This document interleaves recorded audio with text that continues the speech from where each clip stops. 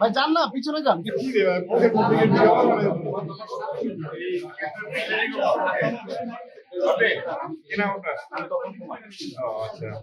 Voter কত আপনার এখানে?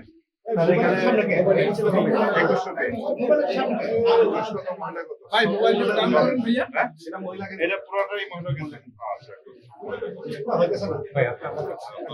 সব মানে শৃঙ্খলা রক্ষাকারী বাহিনীর সদস্য পাইছে সবাইকে, এখানে পুলিশ, তারপরে আনসার যারা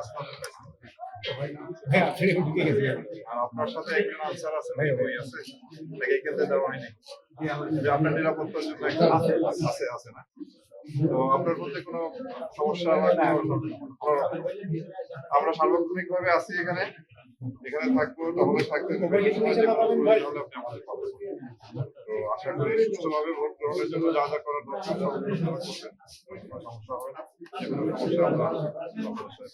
ঠিক আছে, ঠিক আছে, ভালো থাকেন। আপনার রুমে ঢুকেন, এই রুমে ঢুকেন। আপনার রুমে ঢুকবে, স্যার এই রুমে ঢুকবে।